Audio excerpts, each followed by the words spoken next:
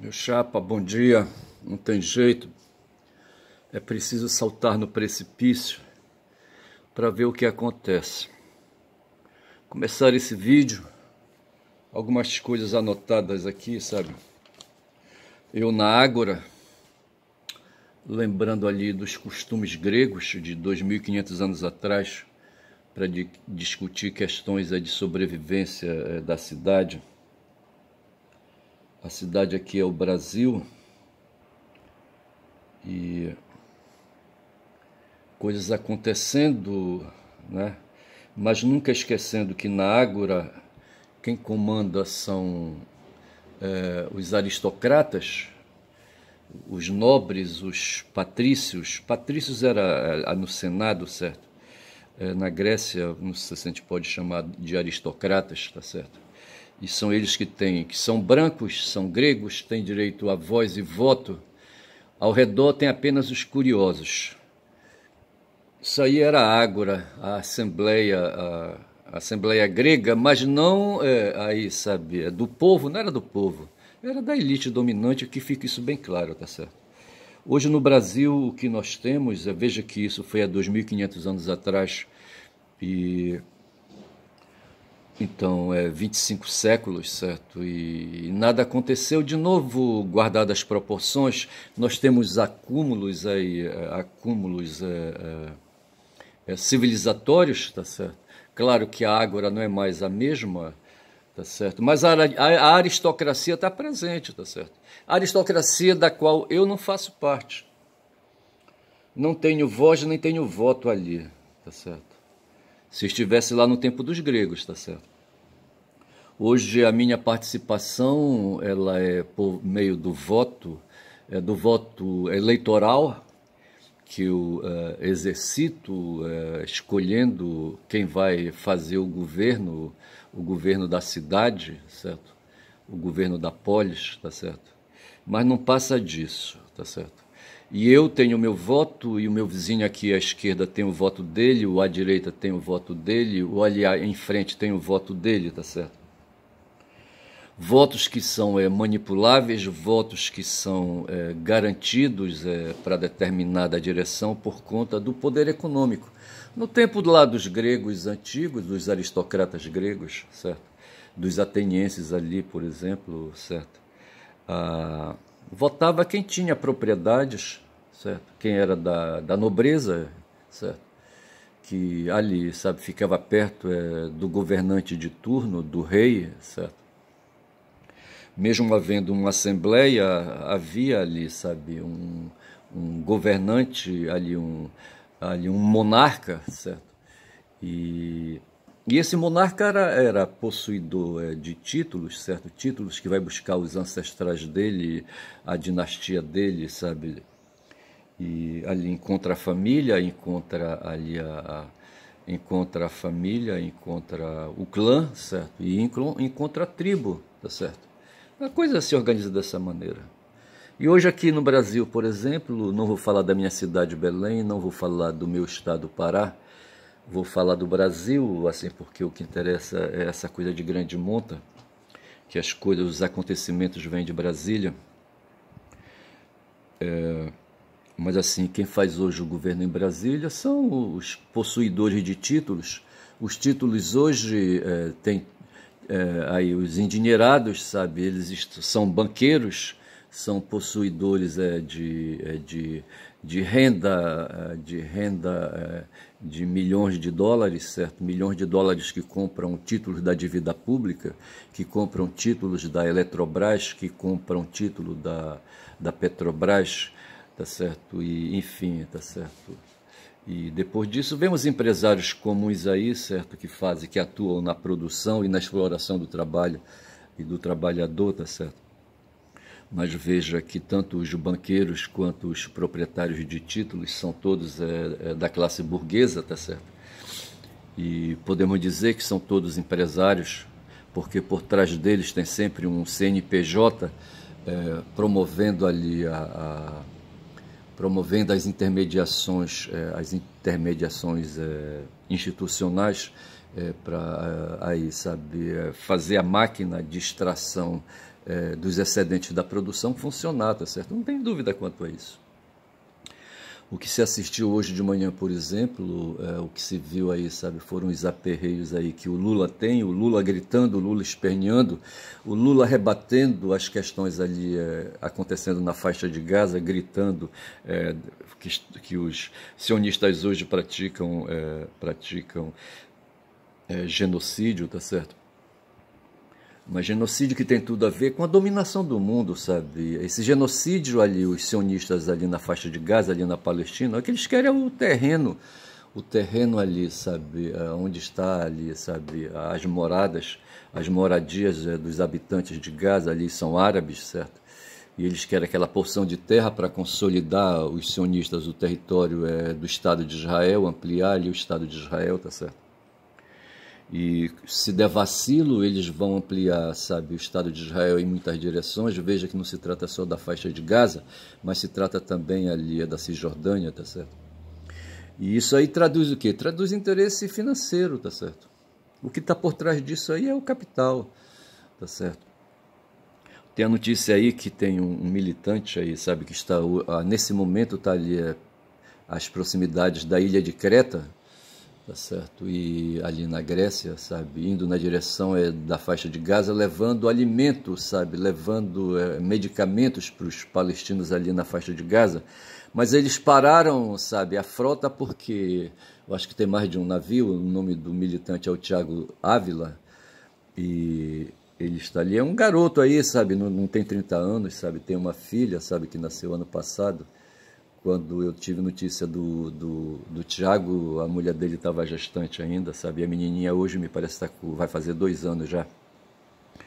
E ele está dentro de um navio que está ameaçado por drones ali, sabe? No mar Mediterrâneo, certo? Ele está indo na direção da faixa de Gaza. E está parado na ilha de Creta ali porque os drones estão ameaçadores, tá certo? Estão ameaçando ali botar a pique, sabe? O navio da frota, sabe, da qual ele faz parte. Não sei se tem uma frota ali, tá certo? Se tem mais de um navio, não sei. Sei dizer que ele está embarcado querendo chegar com a ajuda humanitária ali na faixa de Gaza, sabe? Só que não vai dar certo isso, bicho, não vai dar certo. Essa iniciativa do Thiago, a Greta, como é que chama? Thunberg, acho que é esse o nome dela, sabe? Qual é a nacionalidade da Greta, hein? Ela é nórdica, certo? Ela é sueca, é ali da Noruega, eu não sei bem. Da Dinamarca, eu não sei, mas ela é daquelas bandas dali, tá certo? E ela está junto, na mesma embarcação com o Thiago, indo para a faixa de Gaza. E assim, mas aí o conflito, como é que explica aí, sabe, o conflito? Que coisa é essa? É o capitalismo, sabe, em última instância, sabe? É no tirar e pôr, sabe, no ferver dos ovos, aí ferver dos ovos, não é ferver dos ovos, é ferver não sei de quê. O que se tem aí aí, sabe, a acumulação do capital, é o capitalismo falando, sabe, são os que fazem, os extratores dos excedentes da produção que estão em ação ali, sabe, no momento os sionistas ali na faixa de Gaza, sabe, servindo a organizações sionistas no mundo, sabe, e para se manterem aí, sabe, visíveis e exercitando poder e opressão, tá certo, como efeito, tá certo. E aqui no Brasil acontece a mesma coisa. Eu fico imaginando o Lula, o democrata Lula ali esperneando, tá certo?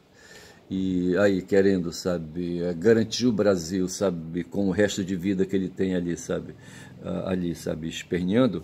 E nesse sentido, quando eu vejo ali, ou talvez eu chamo este vídeo Perseguindo Zambelli, para lembrar daquele filme Perseguindo Abbott, tá certo? Por uma questão de denominação, sabe, de chamada. Não sei se isso aí é interessante para o YouTube me promover, eu não sei. Mas o que eu posso dizer, sabe, que hoje no Brasil nós temos todos os aparelhos ideológicos de Estado atuando, sabe? Os aparelhos ideológicos de Estado são aí uma ideia, sabe,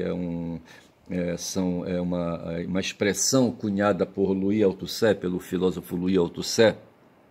Eu não sei se ele é sociólogo ou se ele é filósofo político, eu não sei, tem que verificar isso. Eu tenho que ler esse pessoal para não ler. Do Althusser só sei essas coisas assim, sabe, de leituras assim, de textos, sabe, assim, espaçados, entendeu? Mas assim, substância mesmo não tem. Mas ele fala de uma coisa que eu conheço bem, que é o aparelho ideológico de Estado, tá certo? Que está na escola, que está no judiciário, que está no executivo, que está no legislativo, que está na sociedade de um modo geral. A sociedade liberal, a sociedade burguesa, a sociedade capitalista, ela é constituída de instituições, e essas instituições formam os conhecidos aparelhos ideológicos de Estado, né, que Louis Althusser descobriu, tá certo? E que atuam em favor de quem hoje tem aí, sabe? De quem são os antigos aristocratas gregos, sabe? Os que trouxeram o DNA cultural dos aristocratas gregos, que está presente hoje, sabe? No nosso mundo e aqui no nosso país, tá certo? É essa luta que nós temos. Se vai falar de perseguindo Zambelli, Zambelli, sabe, que foi uma mulher aí, sabe, que apareceu no cenário, aí, sabe, e começou a construir uma história a partir de 2013, eu anotei alguma coisa aí a partir de 2013. Em junho de 2013 começou uma primavera, entre aspas, uma primavera árabe aqui no Brasil, certo? Na época quem fazia o governo era Dilma, e Dilma foi vítima, junto com o Haddad, sabe, dessa primavera. A gente fala de primavera para dizer aquele movimento insurgente, sabe, patrocinado por forças capitalistas no mundo, sabe, para desestabilizar governos e instaurar poderes de direita, tá certo, e de extrema direita, se for o caso. Como foi? A Zambelli surgiu nesse contexto. Tinha um movimento Vem para a Rua, tá certo, financiado por alguma organização, não sei se do Soros ou não sei lá de quem, tá certo, e de outras organizações aí mundiais, tá certo, que vivem da desestabilização das instituições nacionais, instituições que são ONGs, sabe, e enfim, sabe, são patrocinadores de pessoas que têm interesse, sabe, em desenvolver, continuar mantendo aí a expropriação dos excedentes da produção, tá certo, em favor deles, tá certo, no fundo é isso, tá certo. Aqui no Brasil, quando estourou aí essa primavera de junho de 2013, aí, sabe, que não deixa de ser ataque de guerra, tá certo? E por isso é chamado de guerra híbrida, tá certo? E aí, porque é um misto de guerra quente com guerra fria, tá certo? E a Zambelli atuou, ela surgiu nesse contexto aí, sabe? Fazendo ali, sendo fiscal de banheiro, ali no prédio da Fiesp, tá certo? Ali no centro de São Paulo, e onde os movimentos, a classe média foi para a rua ali para desestabilizar o governo do Haddad e o governo da Dilma, certo? E ali nasceu, tá certo? E a partir ali de São Paulo, essa coisa avançou, chegou em Brasília, tá certo? E passou, destronou a Dilma, sabe? Instituiu a Lava Jato, tá certo? Trouxe Moro, trouxe um tal de Bretas. Esse Bretas aí é um juiz federal, sabe? Que acabou de ser punido pelo Conselho Nacional de Justiça a perder o cargo de juiz, tá certo? Ele foi para aposentadoria compulsória, tá certo? Esse tal de Bretas. Como é o nome do Bretas? É o primeiro nome dele, hein? Coisa de verificar. Mas tem o Moro, sabe, que fez a mesma coisa, onde esses caras representavam, juntamente com a Zambelli e outros aí que vieram na sequência, a própria família Bolsonaro, tá certo, veio com isso aí, e vieram outros juntos, sabe, veio esse pessoal aí do MBL, acho que é MBL, tá certo, e que chegaram junto e hoje fazem aí sabe, a agitação na Ágora, tá certo? E a agitação na Ágora que compreende ali o espaço dos três poderes, tá certo? Do executivo, do legislativo e do judiciário, tá certo? E são agora já 13 minutos de vídeo. Então, na verdade, o que esse pessoal queria era fazer um enfrentamento ao Brasil petista, sabe? O Brasil é construído pelo petista, sabe? Que cria políticas públicas, que cria uma visão de mundo, aí, sabe? Que abranda o capital, uma visão de mundo que não atua para fazer revolução, mas apenas promover reforma, porque é isso que o Lula faz, sabe? Tenta reformar daqui, reformar daculá, que um programa daqui, um programa daculá, tá certo?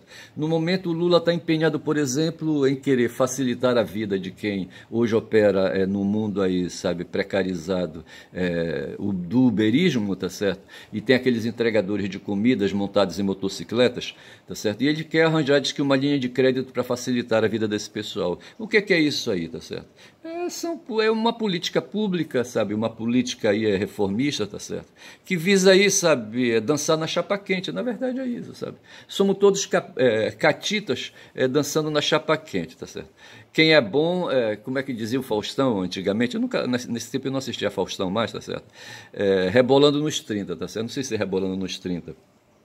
Mas esse pessoal do mundo precarizado hoje, tá certo? Que atua no mundo do uberismo, tá certo? São pessoas que tentam sobreviver, pessoas que foram destituídas. Veja que o Sérgio Moro, quando atuou na Lava Jato, ele mirou os canhões dele, sabe? A mando dos estadunidenses e a mando do capital mundial, na direção da Petrobras, tá certo? Essa Petrobras sofreu vários impactos. Houve aí, sabe, a privatização de refinarias, tanto de gás como de gasolina, de petróleo, de modo geral, de diesel, sabe? E ali, sabe, a Eletrobras também dançou nisso aí, mas a Eletrobras, o Atushi falou que foi o Bretas que mirou, que dirigiu os canhões dele para a Eletrobras. Mas o Moro mirou, juntamente com o Dallagnol, na direção da Petrobras, tá certo? O Temer instituiu a tal ponte para o futuro, e teve um cara do PSDB, como é que chamava aquele cara do PSDB, sabe, que foi colocado, que ele foi, acho que, presidente da Petrobras, e ele tratou, sabe, de fazer amarras ali, de colocar cunhas, de colocar, como disse o Paulo Guedes uma vez, bombas dentro dos bolsos, sabe, dos esquerdistas, tá certo? Foi isso que esse Paulo Guedes fez aí. Eu só sei que os caras, Temer e Bolsonaro, desarmaram, sabe, as instituições brasileiras, tentando fazer aquilo que o Fernando Henrique começou com o neoliberalismo, tá certo? Desregulamentando todos os setores, sabe, desregulamentando todos os setores produtivos, de certa forma, certo? O Fernando Henrique fez isso, tá certo? O Temer, com essa tal de ponte para o futuro, foi para dentro da Petrobras, tá certo? E ali, sabe, atacou o mundo aí empresarial, desarticulando as relações de trabalho e capital, tá certo? Ali, destruindo a CLT, tá certo? E no fundo e ao cabo, o que é esse pessoal todo? É uma ação conjunta de todos os aparelhos ideológicos de Estados que estão dentro dos três poderes, legislativo, executivo e judiciário, tá certo? E o mundo empresarial, o próprio mercado vindo junto, tá certo? Para quê, tá certo? Para aí, sabe, destruir de vez o mundo, as organizações, as regulamentações que o petismo criou nos governos de Lula e Dilma, tá certo? Na verdade é isso que esses caras querem. O que eles querem é o Brasil, aí, sabe, 100% privatizado, tá certo? 100% privatizado. Banco do Brasil, Caixa Econômica, a Petrobras, no que resta dela, tá certo? E outras empresas aí que estão por aí, sabe? Que estão por aí, sabe, ainda controladas pelo Estado, tá certo?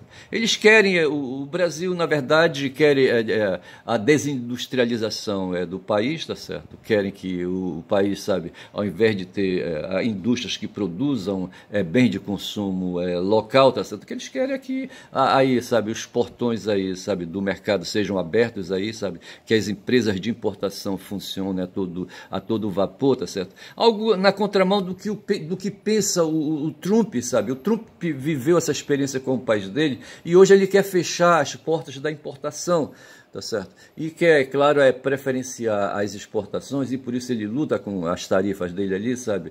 Colocando barreiras tarifárias ali para produtos importados, porque ele quer que as indústrias, sabe, do país dele lá voltem de novo a ser o que foram há 20 anos atrás, 30 anos atrás, sabe? Essa é a grande luta. O Brasil, de certa forma, vai embarcado nessa mesma direção, do Trump, tá certo? Quando quer aqui, sabe, criar indústrias de base aqui, sabe, para produzir bens de consumo, dar emprego e aquela coisa toda, tá certo? E me parece que isso aí não é uma tendência no mundo, mas o Trump ele opera nesse sentido aí e quem sabe aí possa facilitar a vida do Brasil, tá certo? E eu acho que é mais ou menos isso, tá certo? Os governos de Lula e Dilma operaram nesse sentido, sabe?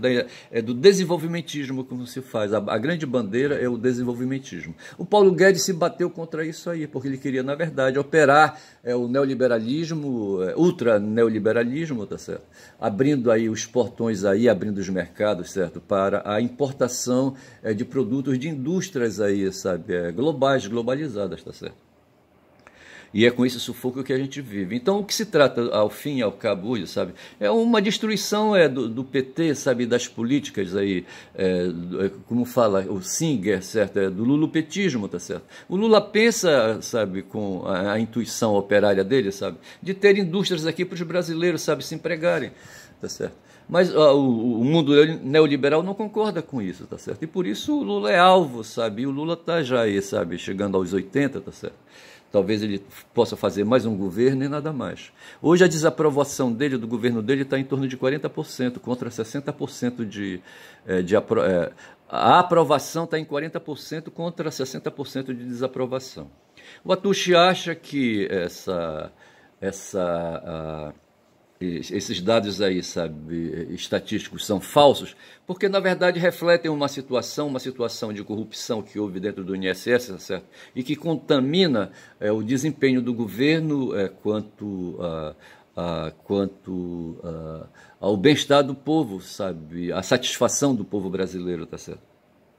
E essa questão da corrupção no INSS é uma questão pontual, que não tem a ver com o esforço que o Lula faz hoje, sabe, para conseguir um PIB hoje de quase 1,4%, sabe, aí um aumento no PIB aí, sabe, a produção de todos os bens produzidos aqui no Brasil, aí chegando aí, o Brasil me parece que em relação, sabe, a todos os outros países do mundo, sabe, ficou em primeiro lugar em termos de êxitos econômicos, sabe, agora nesse primeiro semestre de 2025, tá certo? Mas isso não é o bastante, sabe, em razão dos ataques que promovem aí, sabe, a Rede Globo, principalmente a Rede Globo, porque é ela que capitaneia aí, sabe, o papel, ela que leva adiante o papel, sabe, de difamar o governo, de desqualificar o governo, sabe, com seus equipamentos, seus equipamentos e com as ideias e com os textos e com as mensagens